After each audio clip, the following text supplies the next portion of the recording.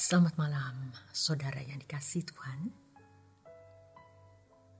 Kita melewati hari-hari dengan begitu cepatnya berlalu. Banyak masalah, persoalan dalam hidup ini. Kita tidak lepas dari masalah hidup, namun semuanya bisa dilewati. Renungan malam hari ini dengan topik jenjang kebutuhan hidup. Dari Pendeta Dr. Erastus Sabdono bersama saya, Yohana Ibrahim. Dalam kehidupan ini, kita mengenal 3 jenis kebutuhan, dan itu sudah diterima oleh hampir semua orang. Sulit menyangkali adanya kebutuhan primer, sekunder, dan tersier. Kebutuhan primer adalah kebutuhan utama manusia yang tidak dapat ditunda pemenuhannya, agar kehidupan bisa berjalan dengan baik. Kebutuhan ini harus dipenuhi dengan berkaitan dengan kelangsungan hidup setiap hari. Kebutuhan primer ini antara lain sandang, artinya pakaian, pangan, artinya makanan dan papan, yaitu tempat tinggal. Adapun kebutuhan sekunder adalah kebutuhan yang tidak mendesak dan untuk memenuhinya dapat dilakukan setelah kebutuhan primer terpenuhi. Kendaraan, hiburan, termasuk televisi, ini semua kebutuhan yang dianggap sekunder.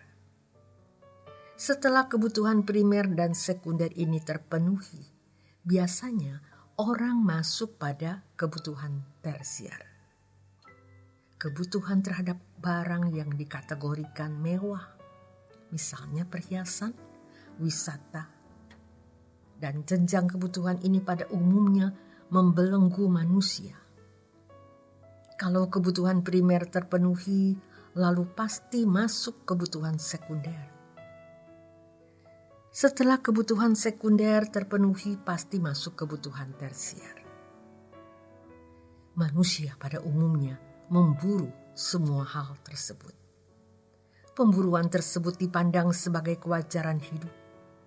Sadar atau tidak, kita juga ikut terpengaruhi dengan pola dan gaya hidup dunia yang kita warisi dari nenek moyang, orang tua, dan pengaruh lingkungan kita. Jika menggulirkan hari hidup dalam pola hidup seperti yang orang lain juga lakukan, pada akhirnya kita tidak bisa dibantah. Jarang orang yang puas walaupun telah terpenuhi 3 jenis kebutuhan tersebut. Mereka seperti orang yang selalu haus untuk meneguk lebih banyak yang dapat dimiliki dari dunia ini. Orang akan selalu haus untuk meneguk semua kesenangan yang dunia sediakan. Dengan cara ini sebenarnya kuasa gelap membelenggu manusia dan menggiringnya ke dalam kegelapan abadi.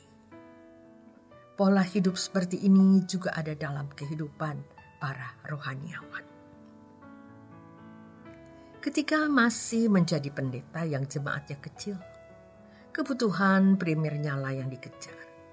Setelah jemaat lebih banyak, uang lebih banyak, kebutuhan sekundernya dipenuhi.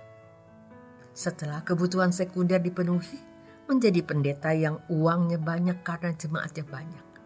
Atau undangan khotbah sana-sini, masuk ke jenjang tersier.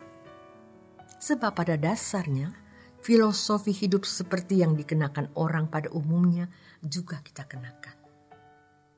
Kalau bicara hal ini kepada orang yang memang tidak memiliki niat untuk berkenan di hadapan Tuhan, sulit.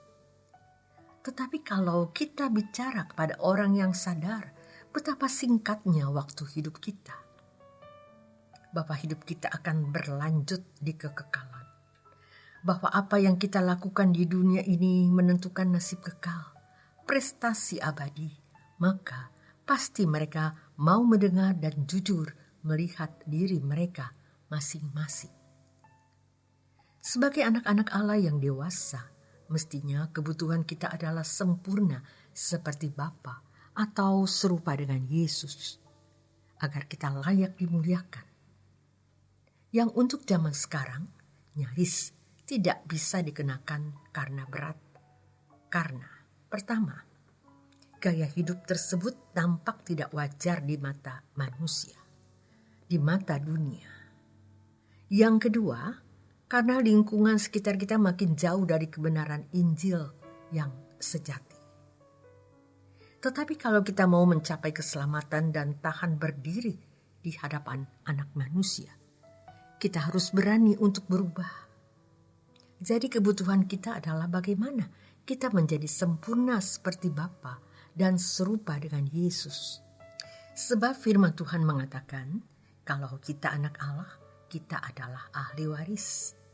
Dalam kalimat tersebut terdapat isyarat yang jelas, kita adalah anak Allah. Maka jangan merasa sudah menjadi anak-anak Allah, karena status sebagai anak Allah itu sebuah keberadaan. Kita harus mencapai keberadaan hidup sebagaimana yang diakui sebagai anak-anak Allah, yakni kehidupan Yesus sendiri. Seperti Yesus adalah sesuatu yang abstrak dan perlu dijelaskan lebih lanjut. Akan tetapi pada intinya, setiap orang harus mencapai tahap apapun yang dia ingini, tidak bertentangan dengan keinginan Allah. Ketika keinginan seseorang selaras dengan Allah, ia mengikuti kehidupan Yesus yang hanya melakukan kehendak Allah. Oleh karenanya, jangan sampai pikiran dan perasaan kita dirusak oleh tontonan, film, pergaulan yang salah, sehingga lahir keinginan-keinginan atau kehendak-kehendak yang tidak sesuai.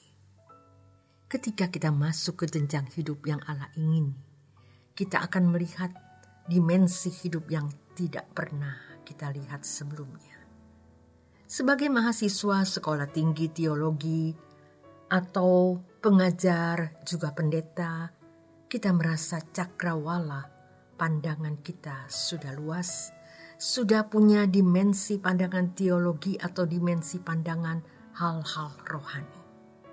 Tapi ternyata ketika kita belajar mengenakan kebenaran yang Tuhan Yesus ajarkan dan yang Tuhan Yesus kenakan, di situ kita melihat ada dimensi lain yang tidak bisa diutarakan dengan kata-kata.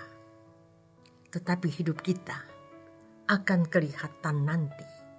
Bagaimana Tuhan mengangkat kita dari dimensi hidup kita yang picik, yang sempit, yang kita pikir sudah cukup itu, ke dimensi pandang yang Tuhan Yesus miliki. Jenjang kebutuhan hidup pada umumnya membelenggu manusia, di mana orang akan selalu haus untuk dapat meneguk semua kesenangan yang dunia sediakan. Terima kasih untuk kebersamaan Anda di Renungan Malam. Nikmati malam Anda untuk beristirahat bersama keluarga dan orang-orang yang Anda kasihi. Tuhan Yesus memberkati.